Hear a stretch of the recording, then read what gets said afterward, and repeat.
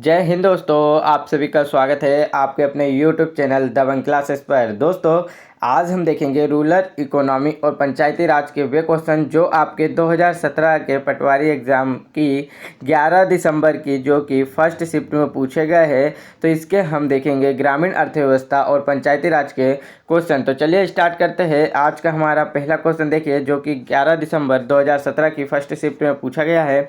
निम्नलिखित में से कौन जनपद पंचायत के लिए राजस्व का स्रोत होता है? तो इसका राइट आंसर होगा ऑप्शन नंबर सेकेंड, फेरी सेवाओं की नीलामी और नौका सेवाओं का जो पट्टा होता है इसके द्वारा जनपद पंचायत के राजस्व का स्रोत होता है। तो किसके द्वारा होता है? आज साला बनी नहीं है क्या पता नहीं। जय हिंद दोस्तों, आप सभी का स्वागत है आपके अपने YouTube चैनल दबंग क्लासेस पर। दोस्तों, आज हम 2017 की 11 दिसंबर की जो कि फर्स्ट शिफ्ट है इसके फर्स्ट शिफ्ट के सभी पंचायती राज और रूरल इकोनॉमिक के क्वेश्चन देखेंगे जो आपके पटवारी एग्जाम में पूछे गए थे। तो चलिए स्टार्ट करते हैं। आज का हमारा पहला क्वेश्चन देख लेते हैं। तो आज का हमारा जो पहला क्वेश्चन है पूछा गया है, निम्नलिखित में से कौन जनपद पंचायतों के लिए राजस्व का स्रोत है? तो इसका राइट आंसर होगा ऑप्शन नंबर सेकेंड, फेरी सेवाओं की नीलामी और नौका सेवाओं का पट्टा जनपद पंचायत के राजस्व का स्रोत होता है। तो क्या होगा इसका राइट आंसर? फेरी सेवाओं की नीलामी और नौका सेवाओं का पट्टा जनपद पंचायत के राजस्व का स्रोत होता है। चलिए नेक्स्ट क्वेश्चन देखते हैं। नेक्स्ट क्वेश्चन यहाँ पर पूछा गया है, मध्य प्रदेश में पहले राज्य वित्त आयोग ने किस वर्ष अपनी रिपोर्ट प्रस्तुत की थी? तो इसका राइट आंसर होगा मध्य प्रदेश में पहले राज्य वित्त आयोग ने सन 1996 में अपनी पहली रिपोर्ट प्रस्तुत की थी। तो इसका राइट आंसर क्या होगा? मध्य प्रदेश ने अपने पहले राज्य वित्त आयोग की पहली रिपोर्ट 1996 में प्रस्तुत की थी। चलिए नेक्स्ट क्वेश्चन देखते हैं।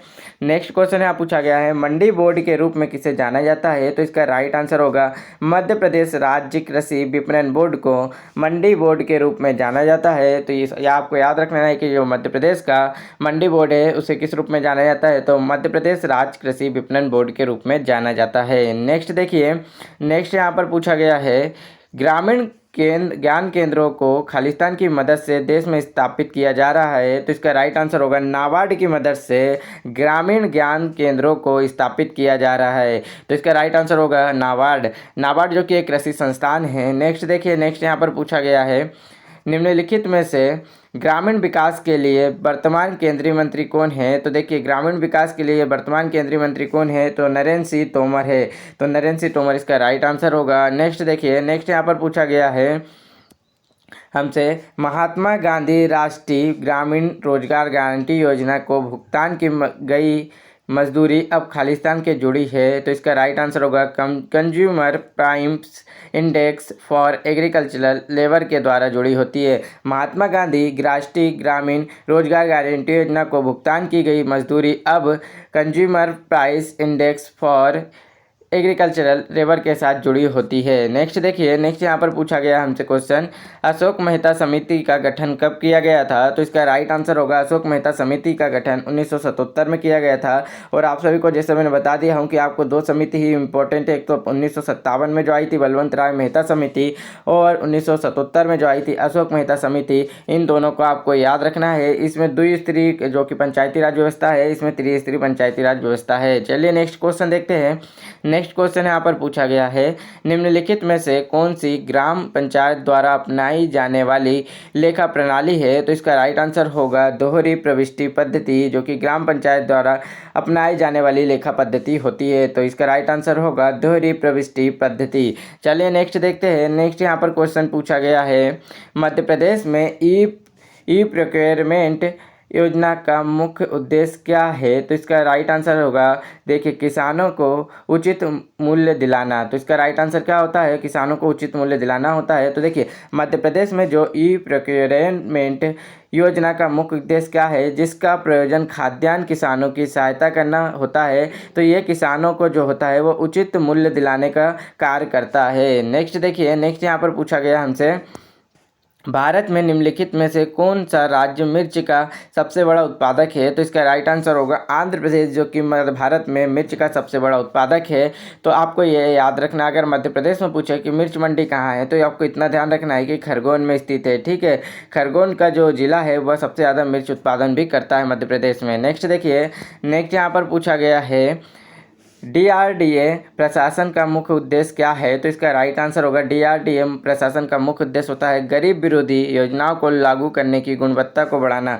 जो गरीब विरोधी योजनाएं होती है उनकी गुणवत्ता को बढ़ाना होता है। नेक्स्ट देखिए, नेक्स्ट यहाँ पर पूछा गया है निम्नलिखित में से कौन सा प्रधानमंत्री कृषि सिंचाई योजना का उद्देश्य नहीं है? तो देखिए, प्रधानमंत्री कृषि सिंचाई योजना का जो उद्देश्य है वह कृषि योग्य क्षेत्र का विस्तार करना होता है, जल के दुरुपयोग को कम करना होता है, दक्षतापूर्वक जल उपयोग में सुधार करना होता है। परंतु इसमें पूछा क्या है, कृषि सिंचाई योजना का उद्देश्य नहीं है तो परंपरागत सिंचाई स्रोतों को समाप्त करना, तो ये इसका उद्देश्य नहीं है। चलिए नेक्स्ट देखते हैं। नेक्स्ट यहाँ पर पूछा गया है हमसे मनरेगा के तहत यदि काम 15 दिनों के भीतर उपलब्ध नहीं कराया जाता है तो आवेदक किस दर पर बेरोजगारी भत्ते के हकदार है? तो इसका राइट आंसर होगा पहले 30 दिनों के मजदूरी दर के 1/3 और उसके बाद 1/2 हिस्से का वह क्या कहते हैं बेरोजगारी भत्ते का हकदार होता है। नेक्स्ट देखिए, नेक्स्ट यहाँ पर पूछा गया हमसे मनरेगा के अंतर्गत जॉब कार्ड की वैधता कितनी है? तो इसके राइट आंसर होगा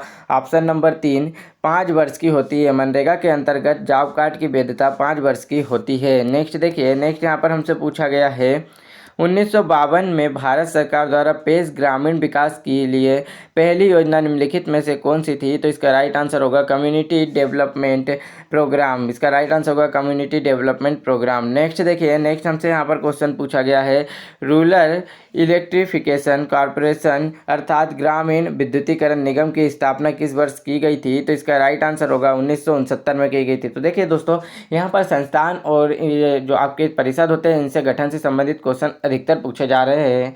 नेक्स्ट देखिए, नेक्स्ट यहाँ पर पूछा गया है राष्ट्रीय राजीव गांधी ग्रामीण विद्युतीकरण योजना किस वर्ष शुरू की गई थी? तो इसका राइट आंसर होगा 2005 में शुरू की गई थी। देखिए, आपके जितने भी विद्युतीकरण अर्थात सिंचाई से संबंधित, कृषि से संबंधित जो भी परिषद या आपका जो होता है गठन, इन सभी का क्या किया गया है, जैसे परिषद हुई, योजना हुई, तो विद्युत क्या होती है, एक प्रकार से आपकी सिंचाई से संबंधित हो जाती है, जिससे कृषि से संबंधित हो जाती है, जो कि पूछे जा रहे हैं इनसे क्वेश्चन। नेक्स्ट देखिए, तो यहाँ पर इसका राइट आंसर होगा राजीव गांधी ग्रामीण विद्युतीकरण योजना 2005 में शुरू की गई थी। नेक्स्ट यहाँ पर पूछा गया है निम्नलिखित में से कौन सा ग्राम पंचायत का कार्य नहीं है? तो इसका राइट आंसर होगा परिवहन सुविधा, जो कि क्या कहते हैं ग्राम पंचायत का कार्य नहीं होता। इसके अलावा स्थानीय बाजारों की स्थापना और रखरखाव पंचायत का कार्य होता है। संक्रामक रोगों की रोकथाम और ग्राम की सड़कों के पर रोशनी करना, ये सब किसका कार्य होता है? तो ग्राम पंचायत का होता है। नेक्स्ट देखिए, नेक्स्ट यहाँ पर पूछा गया है जनपद पंचायत की स्थायी समितियों का कार्यकाल कितना होता है? तो इसका राइट आंसर होगा जनपद पंचायत की जो स्थायी समितियाँ होती है इनका कार्यकाल 5 वर्ष होता है। तो इसका राइट आंसर होगा 5 वर्ष। चलिए दोस्तों, आपको नेक्स्ट क्वेश्चन से पहले ये बता दूं कि यदि आप लोग MP पटवारी, MP forest, MP SI, MP police constable तथा MP के अदर किसी भी एग्जाम की यदि आप तैयारी कर रहे हैं तो आप सभी के लिए 1250 प्रश्नों की एक मोस्ट इंपॉर्टेंट PDF है जिसे आपको डाउनलोड करना है। तो डिस्क्रिप्शन में लिंक दी गई है। और आप सभी को बता दूं, जो भी 2014 से लेकर 2022 तक जितने भी MP व्यापम के द्वारा अर्थात PEB के द्वारा एग्जाम कंडक्ट कराए गए थे, इन सभी में जितने भी MP GK पूछे गए थे इन सभी को हमने वहां से कलेक्ट करके इस PDF को तैयार किया है जो 1250 प्रश्नों की है। और इसी से आपका जो MP पुलिस एग्जाम 2022 और MP टेट एग्जाम 2022 जो भी हुआ था, इन सभी में MP पुलिस एग्जाम में सीधे इसी PDF से आपके क्वेश्चन पूछे गए थे। तो जो प्रीवियस ईयर क्वेश्चन है वही व्यापम बार बार रिपीट करता है। तो आपको जो प्रीवियस ईयर क्वेश्चन है 1250 प्रश्नों को इन सभी को देखना चाहिए, क्योंकि आपका जो है MP फॉरेस्ट एग्जाम और MP patwari exam, MP SI exam, MP police exam, MP jail पहरी एग्जाम और MP में जो भी ग्रुप 2, ग्रुप 4 इन सभी के जो एग्जाम होंगे इनमें जो भी MP GK पूछा जाएगा लगभग इसी से पूछा जाएगा। तो इसे आपको डाउनलोड करना है, तो आप डिस्क्रिप्शन में दी हुई लिंक से डाउनलोड कर सकते हैं। चलिए नेक्स्ट क्वेश्चन देख लेते हैं। नेक्स्ट क्वेश्चन यहाँ पर देखते हैं, एक जिला परिषद को कौन भंग कर सकता है? तो इसका राइट आंसर होगा एक जिला परिषद को राज्य सरकार भंग कर सकती है। तो देखिए, एक जिला परिषद को कौन भंग कर सकता है? तो राज्य सरकार के द्वारा भंग किया जा सकता है। तो दोस्तों, आज के हमारे जो है वो पंचायती राज और ग्रामीण अर्थव्यवस्था के टोटल जो 20 प्रश्न 11 दिसंबर की फर्स्ट शिफ्ट में पूछे गए थे, ये सभी क्वेश्चन 20 हमारे कंप्लीट हो गए। तो इसी तरीके से डेली आपको एनालिसिस मिल रहा है, 8:50 का आपको डेली मिलेगा। तो आप इसी समय पर डेली देखिए, यहाँ पर थोड़ा सा छोटा ही रहता है, 10 मिनट में आपको बता दिया जाता है कि कितने क्वेश्चन कैसे लेवल के पूछे जा रहे हैं, कौन कौन से पूछे जाते हैं पंचायती राज और अर्थव्यवस्था में आपकी ग्रामीण। तो यही क्वेश्चन दोबारा से रिपीट होते हैं। वीडियो अच्छा लगा हो तो लाइक करना और अपने दोस्तों में जरूर शेयर करना। जय हिंद दोस्तों।